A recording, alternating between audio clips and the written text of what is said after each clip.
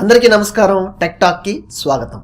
ఈరోజు జావా అతి తక్కువ సమయంలో క్విక్గా ఆర్టిఫిషియల్ ఇంటెలిజెన్స్ టూల్ యూజ్ చేసి ఏ విధంగా నేర్చుకోవచ్చు, అసలు ఎలాంటి జాగ్రత్తలు ఎలాంటి స్టెప్స్ ఫాలో అయితే మనం క్విక్గా జావాలో మాస్టర్ అవ్వచ్చు అనే టెక్నిక్స్ని మీ ముందుకు తీసుకురావాలనుకుంటున్నాను.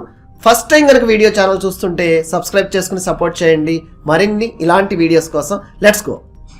జావా ఎలా నేర్చుకోవాలి క్విక్గా, మన ఆర్టిఫిషియల్ ఇంటెలిజెన్స్ టూల్స్ లాంటివి లైక్ చాట్ జీపీటీ లాంటివి యూజ్ చేసి ఎలా నేర్చుకోవాలనేది ఫ్యూ పాయింట్స్ మీతో షేర్ చేద్దామని ఈ వీడియోతో మీ ముందుకు రావడం జరిగింది.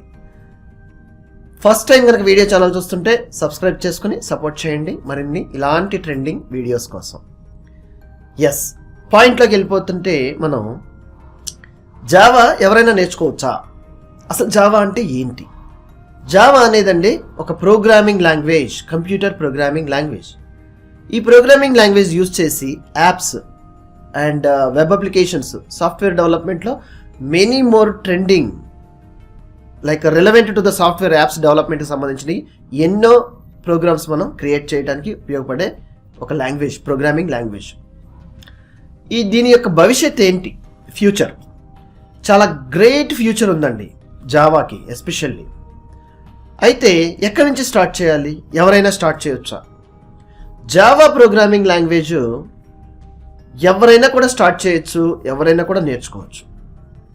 దీంట్లో ఫస్ట్ ఏంటంటే బేసిక్ ఫండమెంటల్స్లో strong potential like strong pillars లాగా, కాంక్రీట్ లాగా మీరు గనక రెడీగా ఉంటే, ఈ బేసిక్ ఫండమెంటల్స్ అంటే ఏంటి? జావా ఇన్స్టాల్ చేసుకోవటం, లోకల్ కంప్యూటర్ మిషన్లో ప్రాక్టీస్ స్టార్ట్ చేయటం, వేరియబుల్స్ క్రియేట్ చేయటం అండ్ టైప్స్ ఆఫ్ వేరియబుల్స్ ఏంటి, ఒక ప్రొఫెషనల్ వేలో ఒక లైక్ పర్టికులర్గా ఒక ఐడిఈ తీసుకుని దాంట్లో program like line by line మనము ప్రోగ్రామ్ రాయటము, ఎగ్జిక్యూట్ చేయటం. ప్రోగ్రామ్ అంటే పెద్ద పెద్ద లైన్స్ ఏదో ఎగ్జిక్యూట్ చేసేయాలనే ఆలోచనలోకి వెళ్ళొద్దు. వేరియబుల్ సింపుల్ డిక్లరేషన్స్ ఎట్లా, డేటా టైప్స్ అంటే ఏంటి, దాని యొక్క కేటగరైజేషన్ ఏంటి, అసలు ఎందుకు డేటా టైప్స్ మనం ప్రోగ్రామింగ్ లాంగ్వేజ్లో యూజ్ చేయాలి. తర్వాత ఫర్ లూప్స్ లైక్ కంట్రోల్ చేయటం ఎట్లా, లూపింగ్ స్టేట్మెంట్స్లో మనం ప్రోగ్రామ్ ఎగ్జిక్యూషన్ని, ఆపరేటర్స్ ఎట్లా వాడాలి, like decision making system, yes or no conditions కానీ ఇలాంటివి, లైక్ ఇఫ్ ఎల్స్ స్టేట్మెంట్స్ వాడి మనం ఎలా ప్రోగ్రామ్ని మనకు కావాల్సిన రిక్వైర్మెంట్లో ఎలా ఎగ్జిక్యూట్ చేయొచ్చు. ఈ టెక్నిక్స్ బేసిక్స్కి బాగా ఫండమెంటల్స్ తరువుగా మీరు పర్ఫెక్ట్గా ఏదైనా ఒక సింపుల్ ఒక రియల్ సినారియో లైక్ ఒక కోకోనట్ కావాలంటే ఉందా లేదా, ఎస్ నో క్వశ్చన్, దీన్ని ప్రోగ్రాంలో మనం ఎలా చేయొచ్చు, ఎస్ నో ఉందంటే ఒకటి లేదంటే ఒకటి, అలా ఎలా.